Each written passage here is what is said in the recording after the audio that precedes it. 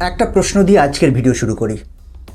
যদি একটা 8 বছরের ছেলে, যার পায়ে জুতো নেই, পেটে ভাত নেই, মাথায় ছাদ নেই, সে যদি একদিন এমন একজন মানুষ হয়ে ওঠে যার নাম শুনলে পুলিশ থেকে রাজনীতিবিদ পর্যন্ত সবাই কাঁপে, তাহলে কি সেটা সাফল্যের গল্প নাকি ব্যর্থতা, নাকি দুটোই? নমস্কার, আমি গৌতম আছি আপনাদের সাথে। আজ আমরা কথা বলবো ইতিহাসের সবচেয়ে বিতর্কিত, সবচেয়ে রহস্যময়, সবচেয়ে নাটকীয় জীবনের গল্প। তামিলনাড়ুর এক ধুলোমাখা গ্রাম থেকে শুরু, তারপর মুম্বাইয়ের বন্দর, তারপর সোনার চোরাচালান, তারপর কোটি কোটি টাকার সাম্রাজ্য, তারপর জেলের অন্ধকার, তারপর রাজনীতির মঞ্চ, আর তারপর মৃত্যু। তার নাম হাজি মাস্তান মির্জা। বলিউড যাকে নিয়ে বানিয়েছেন একের পর এক ছবি, লেখকরা যাকে নিয়ে লিখেছেন বই, আর মুম্বাইয়ের মানুষ যাকে আজও মনে রেখেছে ভয়ের নয়, ভালোবাসায়। এই যাত্রায় আমরা জানবো তার পুরো জীবন। কিছু তথ্য আপনাকে অবাক করবে, কিছু তথ্য আপনাকে রাগিয়ে দেবে, আর কিছু তথ্য হয়তো আপনার চোখ ভেজাবে। তৈরি তো? তাহলে চলুন শুরু করা যাক। সালটা 1926। তামিলনাড়ুর কুড্ডালোর জেলা পানাইকুলাম নামের একটি ছোট্ট গ্রাম। সেখানে এক মুসলিম পরিবারে জন্ম নিল একটি ছেলে। নাম রাখা হলো মাস্তান হাজি মির্জা। বাবার নাম হাজি মির্জা ইব্রাহিম। গরিব মানুষ, কিন্তু স্বপ্ন ছিল বড়। ছেলেকে একটু ভালো জীবন দেবেন এই আশায় তিনি সংসার চালাতেন। কিন্তু গ্রামের জীবন কঠিন ছিল, রোজগার কম, সুযোগ আরও কম। তখনকার ভারত মানে ব্রিটিশ ভারত। দারিদ্র আর বৈষম্য ছিল নিত্যসঙ্গী। নিম্ন বর্গের মুসলিম পরিবারের জন্য সামাজিক গতিশীলতা ছিল প্রায় অসম্ভব। মাস্তানের বয়স যখন মাত্র 8 বছর, তখন বাবা সিদ্ধান্ত নিলেন বোম্বে যাবেন। স্বপ্নের শহর, সুযোগের শহর, যে শহর নাকি পরিশ্রমী মানুষ এলে কিছু না কিছু দেয়। মাদ্রাজ থেকে বোম্বে এই যাত্রা শুধু ভৌগোলিক ছিল না, এটা ছিল একটা মানুষের ভবিষ্যতের সিদ্ধান্ত, একটা জীবনের মোড়। যদিও তখন কেউ জানতো না এই মোড়টা কোথায় নিয়ে যাবে। বোম্বে পৌঁছে বাবা কাজ পেলেন ডকইয়ার্ডে। মুম্বাইয়ের বন্দর এলাকা, মাঝগাঁও, ডোংরি, প্যারেল, এই এলাকাগুলো ছিল শ্রমিক শ্রেণীর মানুষে ভর্তি। লবণাক্ত বাতাস, জাহাজের ভেপু আর অক্লান্ত পরিশ্রম, এটাই ছিল তাদের জীবন। মাস্তান বাবার সাথে ডকইয়ার্ডে যেত, ছোট ছোট কাজ করত। স্কুল, সেটা ছিল বিলাসিতা। ডকইয়ার্ডের ধুলো, জাহাজের গর্জন আর সমুদ্রের নোনতা বাতাসের মধ্যে বড় হতে লাগলো মাস্তান। তার চোখ দুটো হতে লাগলো আরও তীক্ষ্ণ। ছেলেটা লক্ষ্য করত, শুনত, বুঝত। সে দেখছিল এই ডকইয়ার্ডে কিছু মানুষ আছে যারা অল্প পরিশ্রমে অনেক বেশি রোজগার করে। কিছু মাল আছে যেটা কাস্টমসের চোখ এড়িয়ে যায়। কিছু বাক্স আছে যেগুলো রাতের অন্ধকারে নামে আর ভোরের আলোয় গায়েব হয়ে যায়। সে বুঝেছিল পরিশ্রম দিয়ে রুটি হয়, কিন্তু বুদ্ধি দিয়ে হয় সাম্রাজ্য। সালটা 1940-এর দশক। দ্বিতীয় বিশ্বযুদ্ধ চলছে। ভারত তখনও ব্রিটিশ শাসনের অধীনে। বাজারে বিদেশি পণ্যের আকাশছোঁয়া চাহিদা, কিন্তু আমদানিতে কড়া নিষেধাজ্ঞা। এই সংকটের মধ্যেই ফুলে ফেঁপে উঠছিল একটি ব্যবসা, চোরাচালান। কিশোর মাস্তান তখন ডকইয়ার্ডে কুলির কাজ নিয়েছে। মাথায় বোঝা বহন করে, জাহাজ থেকে মাল নামায়, রোদে পড়ে ঘামে ভেজে দিনমজুরি 3-4 আনা। কিন্তু সে দেখছে আশেপাশে এমন অনেক মানুষ আছে যাদের পকেটে অনেক বেশি টাকা, যারা কুলির কাজ করে না, তবুও থাকে ভালো। একদিন সুযোগ এলো। ডকইয়ার্ডের এক সিনিয়র ব্যক্তি মাস্তানকে ডাকলেন, বললেন, একটা কাজ আছে, করবি? রাতে একটা বাক্স এক জায়গা থেকে আরেক জায়গায় নিয়ে যেতে হবে, কাউকে বলা যাবে না। বিনিময়ে যা মজুরি তা 1 মাসের কামাইয়ের সমান। মাস্তান কি রাজি হয়েছিল? হ্যাঁ। সেই রাতটা ছিল তার জীবনের মোড়। সেই বাক্সে ছিল বিদেশি কাপড়, সিল্ক, নাইলন, টেরিলিন, যেগুলো বৈধ পথে আনলে ভারী শুল্ক দিতে হতো, কিন্তু চোরা পথে আনলে শুধু লাভ আর লাভ। ধীরে ধীরে মাস্তান এই জগতে ঢুকতে লাগলো। প্রথমে বার্তা পৌঁছে দেওয়া, তারপর মাল বহন করা, তারপর মধ্যস্থতাকারী, আর তারপর নিজেই অপারেটর। কিন্তু মাস্তান শুধু সাধারণ চোরা কারবারি ছিল না, তার মাথায় ছিল ব্যবসায়িক বুদ্ধি, পেশাদারিত্ব এবং সংগঠক। তার পদ্ধতি ছিল এরকম: আরব উপসাগর থেকে দুবাই, মাস্কাট, বাহরাইন থেকে জাহাজে করে সোনা আসতো। মাঝ সমুদ্রে জাহাজ থামার আগেই ছোট ছোট স্পিডবোট বেরিয়ে যেত বোম্বে থেকে। জাহাজ বন্দরে ঢোকার আগেই মাল তুলে নেওয়া হতো। কাস্টমস অফিসার তাদের হাতে পৌঁছাতো হাদিয়া, উপহার, আর সেই উপহারের বিনিময়ে তারা অন্য দিকে তাকিয়ে থাকতো। পুলিশ তাদের জন্য ব্যবস্থা ছিল। সিস্টেমটা এত মসৃণ, এত নিখুঁত ছিল যে বছরের পর বছর কেউ টের পায়নি। সোনার পাশাপাশি চলতো বিদেশি কাপড়, ঘড়ি, ইলেকট্রনিক্স জিনিসপত্রের চোরাচালান। স্বাধীনতার পর ভারত সরকার বিদেশি পণ্যে কড়া শুল্ক বসিয়ে দিয়েছিল, কিন্তু মুম্বাইয়ের ধনী পরিবারগুলো বিদেশি রেশম, সুইস ঘড়ি, জাপানি ইলেকট্রনিক্সের জন্য পাগল ছিল। বৈধ পথে কিনলে দাম আকাশ ছোঁয়া। মস্তান সেই চাহিদা মেটালেন বাজার দরের অর্ধেক দামে। ব্যবসা চলছে, টাকা আসছে, আর সঙ্গে আসছে ক্ষমতা। কিন্তু ক্ষমতা একটা বিপজ্জনক জিনিস, একবার স্বাদ পেলে আর ছাড়তে ইচ্ছে করে না। 1950-এর দশকের মাঝামাঝি মাস্তান মির্জা এখন আর ডকইয়ার্ডের কলি নন। তিনি এখন মুম্বাইয়ের একজন পরিচিত মুখ। তার কাছে আছে সম্পদ, নেটওয়ার্ক, প্রভাব, আর সবচেয়ে গুরুত্বপূর্ণ মানুষের বিশ্বাস। কিন্তু মাস্তানকে যা সত্যিকার অর্থে আলাদা করত সেটা ছিল তার ব্যক্তিত্ব। সাদা পোশাক সবসময়, ধবধবে সাদা শার্ট, সাদা প্যান্ট, চুলে তেল, কথাবার্তায় ভদ্রতা, হাতে তসবিহ। তিনি কখনো হুমকি দিতেন না প্রথমেই, কখনো অকারণে হিংসার আশ্রয় নিতেন না। যখন বেশিরভাগ অপরাধী ছিল ভয়ের রাজত্ব কায়েম করে, মস্তান কায়েম করলেন ভালোবাসার রাজত্ব। গরিব মানুষদের সাহায্য করতেন। কেউ অসুস্থ হলে হসপিটালে খরচ দিতেন, গরিবের মেয়ের বিয়ের অর্থ দিতেন, ঈদে মহল্লায় ভোজের আয়োজন করতেন, দুর্গাপুজোও ছাড়তেন না। কারণ তিনি বিশ্বাস করতেন মানুষে মানুষে ভেদ নেই।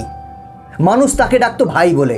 সেই ভাই ডাকে ছিল না ভয়, ছিল ভালোবাসা, শ্রদ্ধা, কৃতজ্ঞতা। সে ছিল গরিবের হিরো, রাস্তার মানুষের রক্ষক, মুম্বাইয়ের ডন, কিন্তু হৃদয়ে ছিল এক অদ্ভুত নম্রতা। এদিকে সম্পদ বাড়ছে। পেদার রোড, মালবার হিল, মুম্বাইয়ের অভিজাত এলাকায় তার বসস্থান।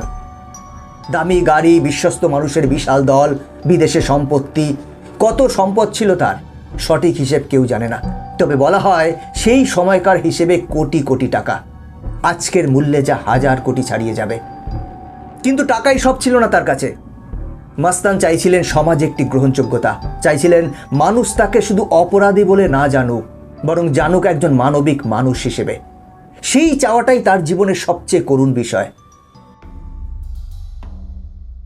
1950 থেকে 70-এর দশক মুম্বাইয়ের অপরাধ জগতে মস্তান একা ছিলেন না। সেই যুগে বোম্বের আন্ডারওয়ার্ল্ডে ছিল একটি অলিখিত ত্রিভুজ শক্তি। প্রথমজন করিম লালা, আফগান বংশোদ্ভূত পাঠান মানুষ, মুখে দাঁড়িয়ে শরীরে শক্তি, কণ্ঠে আদেশের স্বর। ডোংরি এলাকার ছিল তার রাজত্ব। সরাসরি সংঘাত, মারামারি, এই ছিল তার স্টাইল। নাম শুনলে পাড়ার ছেলেরা পালাতো। দ্বিতীয়জন বরদাজন মুদলিয়ার, তামিল বংশোদ্ভূত, ধারালো বুদ্ধির মানুষ। চোরাচালান, জমি দখল, রেশন কার্ড জালিয়াতি, সব ধরনের ব্যবসায় হাত ছিল। দক্ষিণ মুম্বাইয়ে তার প্রভাব। তৃতীয়জন হাজি মস্তান, তামিল মুসলিম, কিন্তু এই তিনজনের মধ্যে সবচেয়ে ভদ্র। সোনা আর কাপড়ের চোরাচালানে তার দখল। এই তিনজনের মধ্যে ছিল একটি অলিখিত চুক্তি, কে কোন এলাকায় কাজ করবে, কার কোন ব্যবসায় হাত দেওয়া যাবে না। এই নিয়মটা মোটামুটি মানা হতো, কারণ তিনজনেই জানতো নিজেদের মধ্যে যুদ্ধ বাঁধলে পুলিশের কাজ সহজ হয়ে যাবে, আর তাতে তিনজনেরই ক্ষতি। তবে সম্পর্কটা সবসময় মসৃণ ছিল না। কখনো মতভেদ, কখনো এলাকা নিয়ে বিরোধ, কখনো প্রতিদ্বন্দ্বিতা।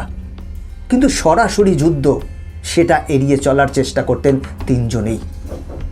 বোম্বের অপরাধ জগৎ ছিল একটি দাবা খেলার মতো, যেখানে তিনটি গুটি একসাথে মাঠে ছিল, কিন্তু কেউ কাউকে সহজে ঠেলে ফেলতে পারত না। এই ত্রিভুজের মধ্যে আরেকটা গুরুত্বপূর্ণ বিষয় আছে। এই তিনজনই পরবর্তী প্রজন্মের জন্য একটা পথ তৈরি করে গেছেন। সেই পথ দিয়ে পরে আসবে আরেকজন, যার নাম দাউদ ইব্রাহিম, যিনি এই তিনজনের তৈরি করা ব্যবস্থাকেই আরও বড় আকারে নিয়ে যাবেন। বন্ধুরা, সেই গল্প আজ এই ভিডিওতে নয়।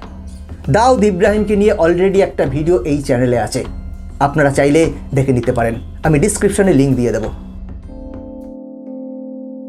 বোম্বে মানেই বলিউড, আর যে শহরে সিনেমা শিল্প থাকে সেই শহরের ক্ষমতাবান মানুষেরা সিনেমার সাথে কোনো না কোনোভাবে যুক্ত হবেই, এটাই স্বাভাবিক।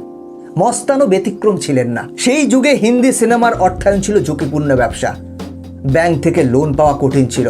বেশিরভাগ প্রযোজক নির্ভর করতেন বাইরের অর্থের উপর, আর সেই বাইরের অর্থের অনেকটাই আসতো কালোবাজার থেকে। মস্তানের কাছে প্রচুর টাকা, সিনেমায় বিনিয়োগ মানে টাকা লিগ্যাল করার একটা পথ, আর সাথে বলিউডের চকচকে জীবনে প্রবেশের একটা টিকিট। বেশ কয়েকটি হিন্দি ছবিতে পর্দার আড়ালে তার অর্থায়নের গল্প চালু আছে বলিউডে। হিরো হিরোইনদের সাথে উঠবস শুরু হলো, বিভিন্ন পার্টিতে দেখা যেতে লাগলো মাস্তানকে। আর তখনই বলিউড মাস্তানকে অমর করে দিল। 1975 সাল ভারতীয় সিনেমার ইতিহাস সবচেয়ে বিপ্লবী বছর। জাভেদ সালিম লিখলেন একটি বিখ্যাত চিত্রনাট্য, যশ চোপড়া পরিচালনা করলেন, অমিতাভ বচ্চন অভিনয় করলেন। ছবির নাম দিওয়ার। দিওয়ারের বিজয় চরিত্রটির পেছনে কার ছায়া ছিল জানেন?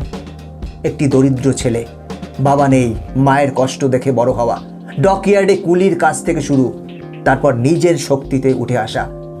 সেই রেখাচিত্রটা কার সাথে মিলে যায় জানেন? হ্যাঁ, হাজি মাস্তানের।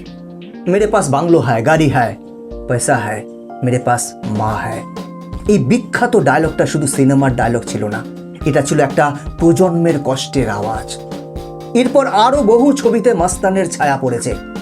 1978 সালে ডন, 1979 সালের কালা পাথর, 2010 সালের once upon a time in Mumbai, যেখানে অজয় দেবগনের সুলতান মির্জা। এই চরিত্রটি মাস্তানের জীবন থেকে অনুপ্রাণিত। সেই ছবির বিখ্যাত ডায়লগ জিন্দগি বড়ি হনি চাইয়ে, লম্বি নেহি, এটা যেন মাস্তানের জীবন দর্শনেরই প্রতিফলন। সালটা 74-75, ভারতে তখন রাজনৈতিক ঝড়। ইন্দিরা গান্ধীর সরকার ক্রমশ চাপে পড়ছিল, বিরোধী আন্দোলন তীব্র, আর এই পরিস্থিতিতে সরকার কঠোর হচ্ছিল অপরাধ নিয়ন্ত্রণে। মস্তানের বিরুদ্ধে মামলা হলো, conservation of foreign exchange and prevention of smuggling activities. এই আইনের অধীনে অভিযুক্তকে বিনা বিচারে দীর্ঘদিন আটকে রাখা যেত। গ্রেপ্তার করা হলো হাজি মাস্তানকে। মুম্বাইয়ের মানুষ অবাক, যে মানুষটা বছরের পর বছর ধরে পুলিশের নাকের ডগায় ব্যবসা করে এসেছে, আজ সে জেলে। হ্যাঁ, জেলে গেলেন মস্তান। দীর্ঘদিন আটক থাকলেন, তার ব্যবসায়িক নেটওয়ার্ক ভাঙতে শুরু করলো, বিশ্বস্ত লোকজন ছত্রভঙ্গ হলো, সম্পদের উপর সরকারের নজর পড়ল, অন্ধকারের সম্রাটের সাম্রাজ্যে প্রথম ফাটল ধরল। কিন্তু মাস্তান ভেঙে পড়লেন না। জেলের মধ্যে তিনি চিন্তা করলেন, নিজেকে জিজ্ঞেস করলেন, এই জীবন কি আসলেই তিনি চান? এই প্রশ্নটাই হয়তো তার জীবনের সবচেয়ে বড় মোড়। জেলের অন্ধকার কক্ষে বসে হয়তো মস্তান প্রথমবারের মতো নিজের মুখোমুখি হলেন। জেল থেকে বেরিয়ে আসার পর মাস্তান বদলে গেলেন। আস্তে আস্তে সরে যেতে লাগলেন অপরাধ জগৎ থেকে।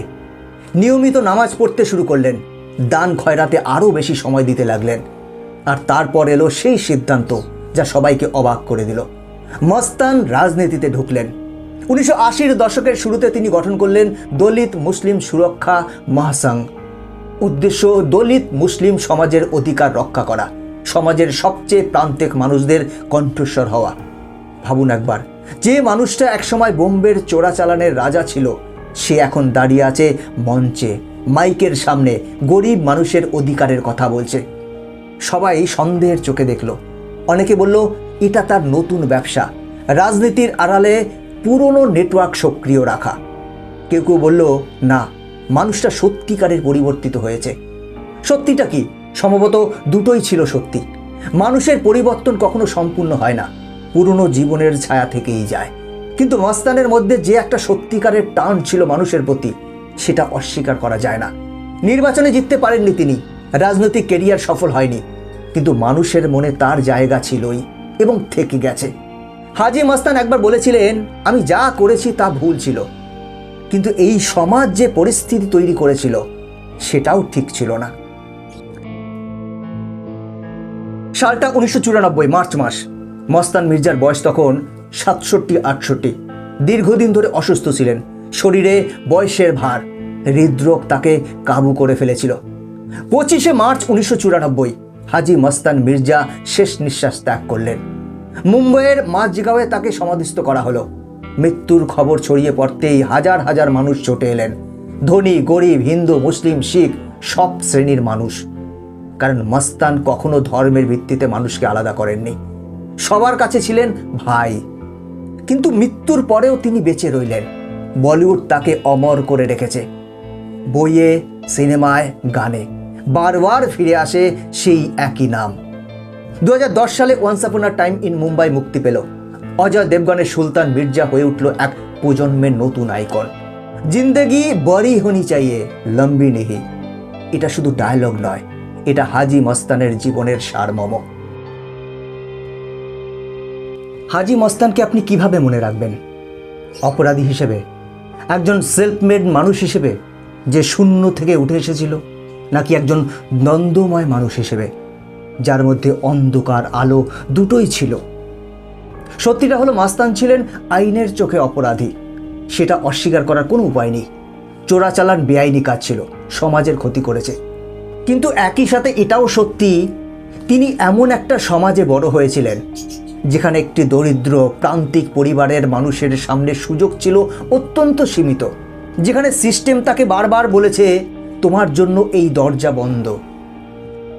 আর যে সমাজ তার নাগরিকদের ন্যায্য মূল্য দেয় না, সে সমাজ কি সম্পূর্ণ নিরপরাধ? এই প্রশ্নের উত্তর সহজ নয়।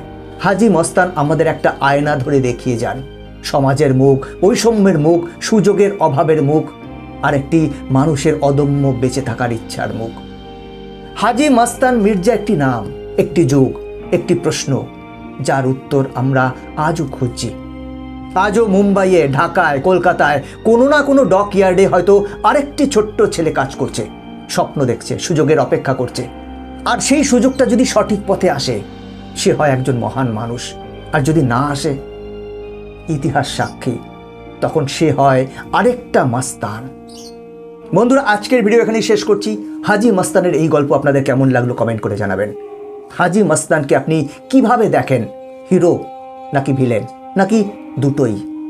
আর আপনাদের সুবিধার্থে জানিয়ে রাখি, দাউদ ইব্রাহিমকে নিয়ে একটি সম্পূর্ণ ভিডিও অলরেডি আমরা এই চ্যানেলে আপলোড করেছি, আপনারা চাইলে দেখে নিতে পারেন। আজ এখানেই শেষ করছি, দেখা হচ্ছে পরের ভিডিওতে নতুন কোনো তথ্যের সাথে। ভালো থাকবেন।